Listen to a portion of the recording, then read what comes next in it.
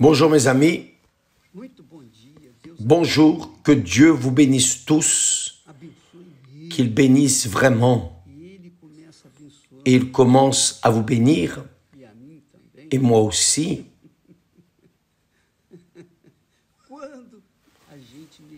Lorsque nous méditons dans sa parole,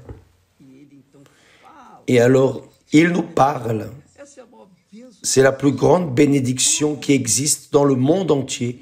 Il n'y a pas d'or, il n'y a pas d'argent, il n'y a pas de richesse, il n'y a rien dans ce monde comparable à la grandeur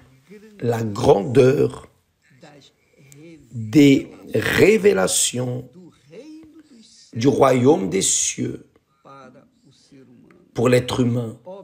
Évidemment, cela n'est possible que lorsqu'il y a l'humilité comme celle d'un enfant qui accepte, qui reçoit la parole de Dieu comme un lait, une loi immutable, la loi de Dieu qui nous fait vivre en accord avec sa volonté ici sur terre. Grâce à Dieu. Que Dieu vous bénisse avec cette méditation. Je vais essayer de vous transmettre ce que Dieu nous a donné. Et j'espère que le Saint-Esprit, je crois que le Saint-Esprit va parler, va toucher, va éveiller la foi intelligente. La foi intelligente, rationnelle. La foi qui pense, qui pèse, qui évalue et finalement arrive à une conclusion et prend la décision. Bien, nous avons parlé hier au sujet de la guérison divine. Nous sommes en train de parler de la foi, de la guérison divine. Jésus d'abord il a appelé les 12 et il leur a dit d'aller guérir tous les malades. Aller dans le monde entier, prêcher l'évangile, guérissez les malades, tous, expulser des démons, ressusciter des morts, etc., etc., etc., et prêcher le royaume de Dieu. C'est glorieux. Qu'arrive-t-il? Quelle est la difficulté pour que les personnes soient guéries? Quelle est la difficulté pour que les personnes soient guéries, délivrées, bénies? Quelle est la difficulté pour les personnes de voir le royaume de Dieu se matérialiser dans leur vie ici sur terre? Vous savez quelle est la difficulté? La difficulté, c'est le suivant. Nous sommes nés dans une culture ignorante, rétrograde. Nous sommes nés dans un monde chien, immonde, pécamineux. À cause de cela, nous restons aveugles face aux grandeurs de Dieu. Jésus a dit, allez prêcher l'évangile. Seul l'évangile délivre. C'est la parole de Dieu. Donc, tant que nous n'avions pas la connaissance de la parole de Dieu, nous étions aveugles, par exemple. Chaque religion, chacun marchait dans sa propre religion, chacun avait sa propre religion. Donc, au début, nous étions catholiques. Et dans le catholicisme, nous avons appris que nos maladies, nos infirmités, nos souffrances, notre misère, nos misères sont une croix que nous devons porter. Et alors nous nous consolions de cette croix et les autres, les riches, vivant du bon et du meilleur. Mais les pauvres, aux pauvres, leur a été donné une lourde croix. Mais ceux qui nous ont enseigné que c'était la croix vivaient de manière ostentatoire. C'est-à-dire, à l'Église catholique, nous avons appris que nos souffrances, c'était notre croix que nous devions porter. Dans l'Église évangélique, normalement enseigne que nos maladies, nos infirmités, nos misères sont quoi? Sont une épreuve. Une épreuve. Vous savez, quand on n'a pas de foi ou de base, quand il n'y a pas la connaissance de la parole de Dieu, alors on trouve des noms qui viennent réconforter la personne ou laisser les personnes acceptant leur misère, leur souffrance, leur maladie. C'est la réalité. Dans l'Église évangélique, dans l'Église catholique, les souffrances, c'est notre croix. Dans l'Église évangélique, les souffrances, les misères, maladies, ce sont des épreuves. Ce sont des épreuves. Ou la volonté de Dieu. C'est la volonté de Dieu, c'est la volonté de Dieu. Dans le spiritisme, ils disent que c'est notre karma. Donc nous devons porter les souffrances, les maladies, parce que c'est un karma. Et tant d'autres religions, et chacune avec sa propre philosophie. Les uns disent, non, c'est votre destin. Vous êtes nés pour cela, pour souffrir, pour continuer malade, etc., etc. D'autres, les personnes disent, ah, ça, c'est un mauvais regard, c'est la jalousie. C'est pour cela que quand les enfants naissent, les parents mettent tout de suite un symbole, la main fermée, la main du diable. La main fermée, c'est la main de Satan. La personne pense que cette main fermée est pour préserver sa vie. Mais en cela, c'est précisément un artifice de Satan pour tromper les personnes avec ce genre de chance, de gros yeux, de jalousie, etc. Donc, chaque religion a ses excuses. Les personnes n'aiment pas quand je parle ainsi, mais que puis-je faire? C'est la réalité. J'ai vécu cela. J'ai vécu cela. Ma mère n'a pas mis un symbole à mon bras parce que où allait-elle trouver cela? Il fallait travailler pour manger. On allait se préoccuper avec ça. Peu importe. Excusez-moi. La plus grande difficulté, le plus grand empêchement pour que la personne soit guérie par la foi, c'est précisément ce bagage de philosophie religieuse, fantaisiste, ignorante, que le monde conserve en soi. Mais lorsque nous pensons, lorsque nous nous arrêtons pour penser dans la parole de Dieu, vous voyez que Jésus a guéri tous les malades. Tous ceux qui sont allés à Jésus ont été guéris. Donc cette chose de dire, ah, c'est la volonté de Dieu, peut-être c'est une épreuve, qui sait, je dois passer par là. Job a beaucoup souffert et la personne ne connaît pas l'histoire de Job. Elle dit des bêtises, elle ne connaît pas l'histoire de Job. Qui a mis les maladies en Job? C'est le diable. Qui a tué les enfants de Job? C'est le diable. Qui a détruit la vie de Job? C'est le diable. C'est le diable, c'est le diable, le diable, le diable. Et Dieu a permis cela pour laisser un enseignement pour nous, que le mal vient de l'enfer, du diable, et que le bien vient de Dieu. Et Dieu a restitué tout ce que Job en double. Donc Job était un homme béni, il a continué à être béni, même étant, disons, châtié par le diable pour être contre Dieu. Donc, mes amis, le problème est, est-ce que Dieu veut vraiment me guérir? Est-ce que c'est la volonté de Dieu que je sois guéri? Est-ce que ce ne serait pas, évêque, cette maladie, une épreuve pour moi? Je dois être dans cette situation pour pouvoir me tourner davantage vers Dieu, me consacrer.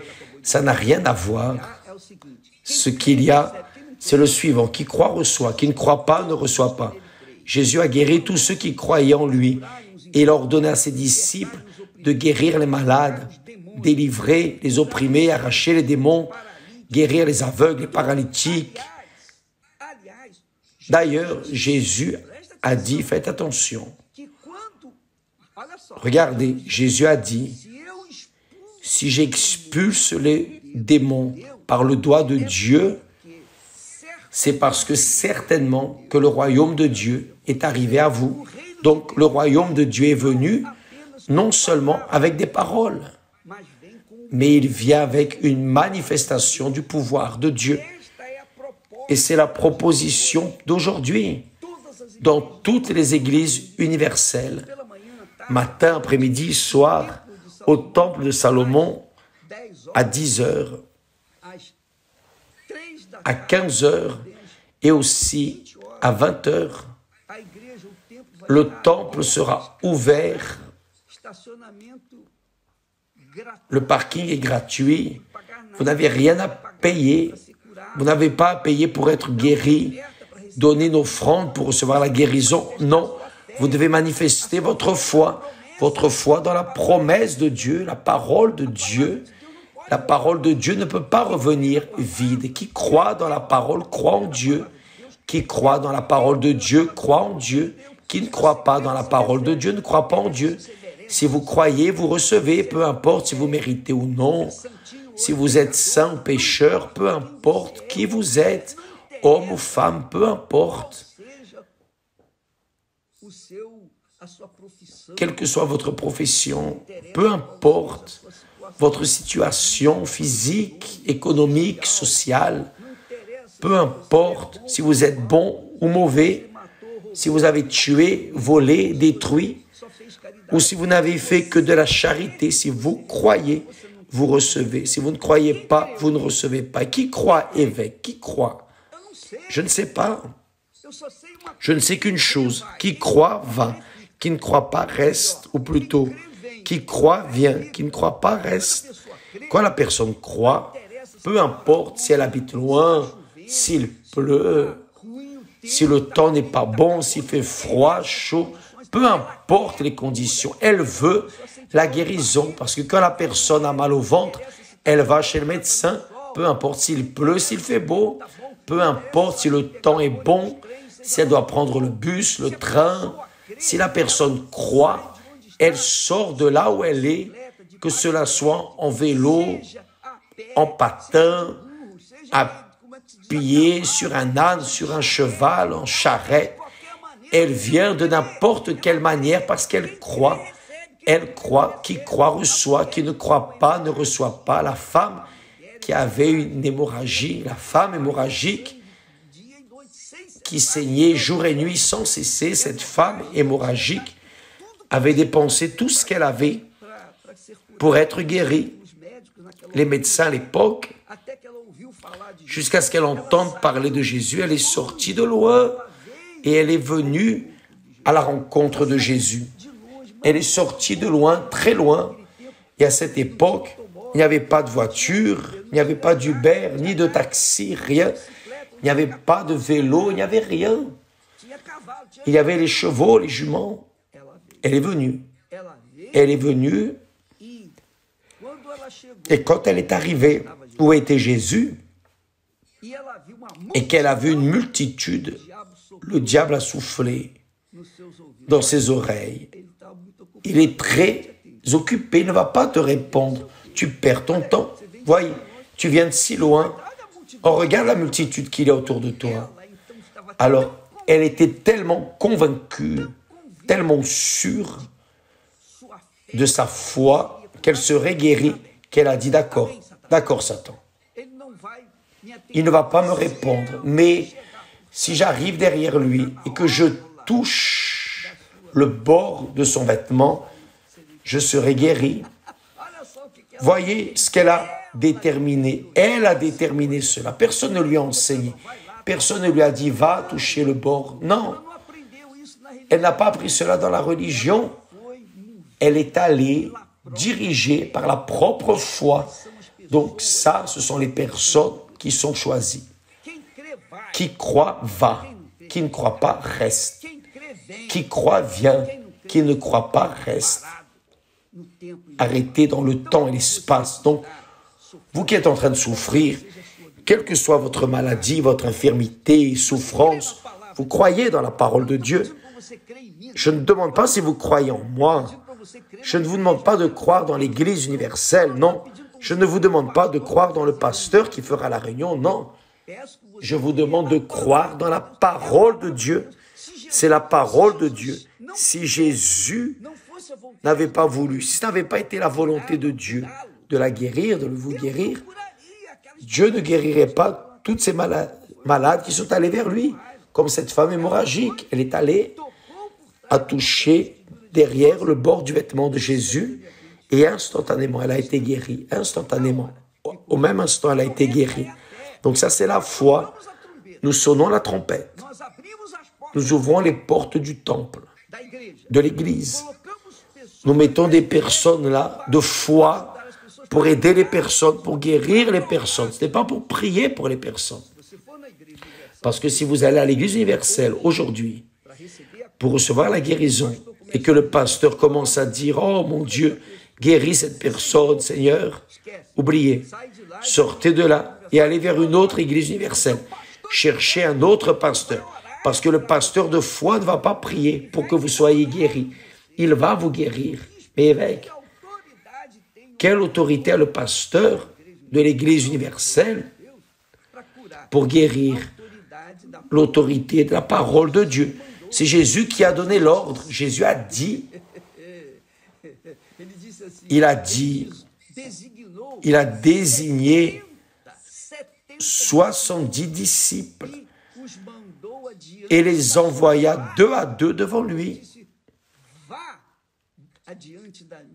Il leur a dit, allez devant ma face, allez devant moi, 2 par 2, dans toutes les villes et dans tous les lieux où lui-même devait aller.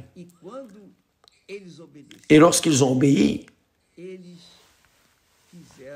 ils ont fait des miracles, c'est-à-dire le Saint-Esprit les a utilisés pour guérir les personnes. Donc, c'est ainsi que ça marche. Quand le pasteur prie pour le malade, s'il prie demandant, oh Dieu, que ta volonté soit faite, oubliez. Tournez le dos et partez. Non, non, pasteur, je ne veux pas de prière, je veux être guéri. Aujourd'hui, vous allez à l'église universelle avec cette détermination. J'y vais pour être guéri, pas pour tenter, pour m'aventurer. Non, vous y allez pour être guéri.